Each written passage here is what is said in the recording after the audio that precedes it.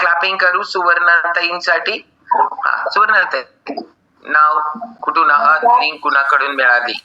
नमस्कार, good morning. मी सुवर्णा बाबासाहेब भंडारे, इचलकरंजीहून आहे. मला ही लिंक महावीर आडके सरांच्याकडून मिळाली. सर्वप्रथम आडके सरांना मी धन्यवाद देते की ज्यांनी मला या शतायुषी फॅमिलीमध्ये मी माझं भाग घेते. खरं तर मॅडम सुरुवातीला आमचे सरांनी 2-3 वर्षापूर्वी चालू केलेलं होतं, 2-3 महिन्यापूर्वी. आणि सुरुवातीला ते सारखं म्हणायचे की हे चांगलं आहे, घ्या घ्या घ्या. मग मी, आवाज येते ना? अगदी व्यवस्थित.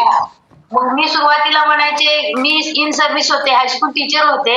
या मार्च मध्ये मला 3 वर्ष पूर्ण होतील.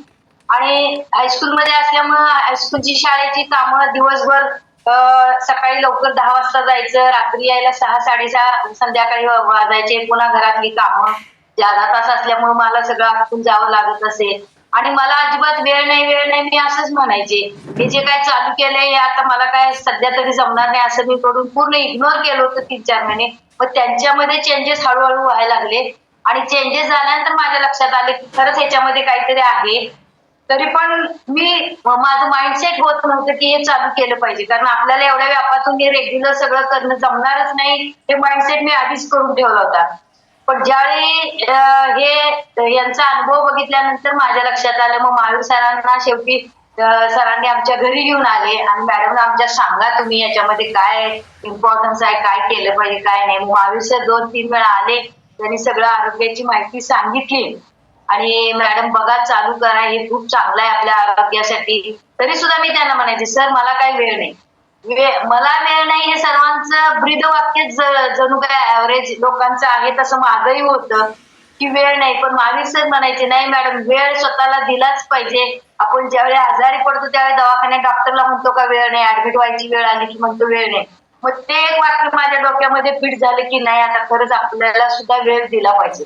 आणखी एक महत्वाचं कारण होतं की मला कुठले चॅलेंजेस नव्हते म्हणजे एवढं ओव्हरवेट पण नव्हतं. डायजेशनचा प्रॉब्लेम होता, मग त्याच्यासाठी मी इतर काढे वगैरे घ्यायचे, लिंबू पाणी, जिरा पाणी, असं बरेचसे प्रयोग मी करायचे. ॲलोपॅथी, होमिओपॅथिक, पंचरत्न सुद्धा हे केलं होतं मी, पण त्याचा सुद्धा मला काही इफेक्ट झाला नाही. पण मी असं दुर्लक्ष करायचे, पोट अगदी गच्च व्हायचं, डायजेशन, गॅसेस फॉर्म व्हायचे, हे सगळं व्हायचं. पण तरी सुद्धा मला काही चॅलेंजेस नाही असं करतच मी जगत होते. शेवटी 2-3 वर्ष मी शेक चालू केल्यानंतर कधी यायचे कधी नाही, आज वेळ नाही उद्या बघू, असं करत आणि मेन ज्या वेळेला मी घ्यायला चालू केलं रिटायरमेंट झाल्यानंतर, मग महावीर सरांनी परत घरी येऊन सांगितलं की मॅडम आता तुम्हाला वेळ आहे निवांत, आता पुन्हा स्वतःकडे चांगले लक्ष द्या आणि हे व्यवस्थित करा. मग मात्र त्यावेळी मी मनाशी ठरवलं की आता काही नाही, एवढं सर सांगतायत आणि आपण केलंच पाहिजे. परत शतायुषी फॅमिलीज मध्ये सुद्धा अनेक लोकांचे दररोज मी अनुभव ऐकत होतेच. आणि आपण आता वेळ नाही हे काढून टाकून मनातून आपण प्रामाणिकपणे केलं पाहिजे. ज्या वेळेला ठरवलं तर या वर्षामध्ये मी पूर्ण प्रामाणिकपणे मग योगा, कधी एक्सरसाइज मध्ये, कधी प्राणायाम, असं करत मी स्वतःला वाहून घेतलं. आणि जवळजवळ या 7-8 महिन्यामध्ये 10 किलो वेट लॉस झालाच माझा. म्हणजे जे अनावश्यक फॅट होतं शरीरामध्ये ते सुद्धा कमी झालं. सगळे लोक आता मला म्हणायला लागले खूप बारीक झाली वगैरे, आणि दिवसभर एनर्जेटिक वाटायला. आणि हळूहळू मला माझ्या स्वतःमध्ये डिफॉल्ट म्हणजे चॅलेंजेस जाणवलेले की मला अतिशय मॅडम झोप होती, इतकी झोप असायची की रात्री शाळेची कामं घरी आणल्यामुळे सगळी पेपर चेकिंग, कॅटलॉग वगैरे, इतर काही लिखाणाची कामं किंवा रिडिंग असायचं, दुसऱ्या दिवसाची पाठाची तयारी, म्हणजे यामध्ये किमान 12 म्हणजे माझे कॉमन असायचे झोपायला. मग 12, कधी 12:30, 1 पण वाजायचं या कामासाठी. आणि मग सकाळी उठायला उशीर, 7-7:30, कधी 8 पण वाजायचे. मग कुठला व्यायाम काय, मग व्यायाम केलाच पाहिजे ही काय मानसिकता नव्हतीच. मग उठून आवरून पळायचं, शाळेत वेळेत जायला लागायचं, नोकरी फर्स्ट आपली प्रायोरिटी असायची त्यावेळेला.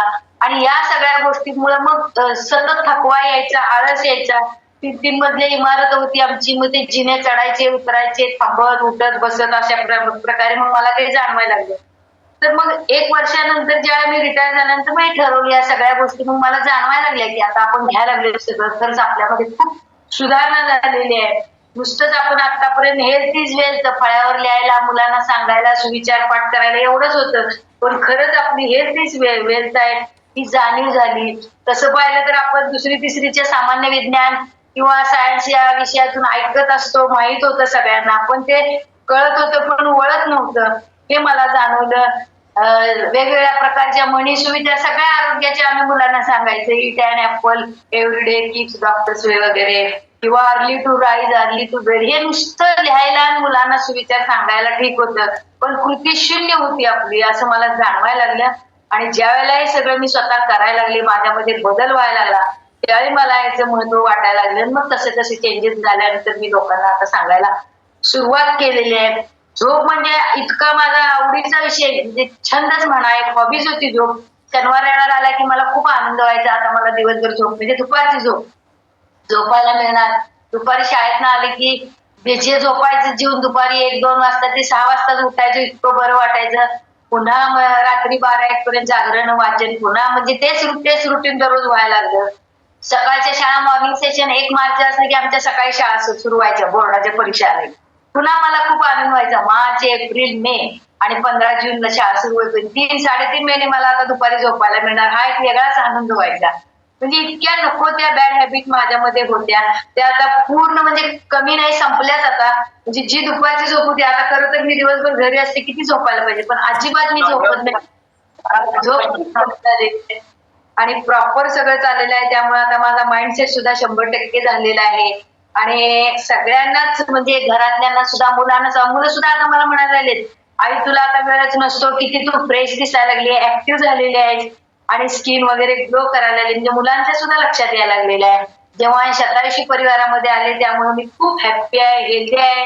याचं सगळं श्रेय आमचे सर, की ज्यांनी मला आग्रह करून घेतलं, त्याचबरोबर माझे कोच, मेंटर, तुम्ही सर्व स्पॉन्सर, विशेषतः गाठ सर आहेत, प्रसाद सर असतील, पद्मजा पाटील मॅडम आहेत. थँक्यू सुवर्णाताई. सगळी एवढी लांब होत जाईल, आम्ही सगळेजण काय आहोत, फक्त निमित्त मात्र आहोत. आणि नाही, तुमच्यामुळे मॅडम आम्ही इन्स्पायर होतोय, प्रेरणा मिळते, हे सगळं माहित होतं, कळत होतं, पण वळत नाही अशी अवस्था. शरीर डिपार्टमेंट असं वाटतं की का आधी आम्ही जॉईन झालो नाही, हे त्यावेळेला आम्हाला याचं महत्व कळलं नाही, पण आता उशिरा का होईना जाग आली असं म्हणावं लागेल. पण तुमच्या कृपेने लोकांना अजून कळत नाहीये, आपल्याला कळलंय, आपलं भाग्य आहे. दुसरं म्हणजे तुम्ही बोलला की माहिती होतं सगळं, पण अप्लाय होत नव्हतं, कारण बॉडी थकते ना, कारण तिला रेस्टची गरज असते.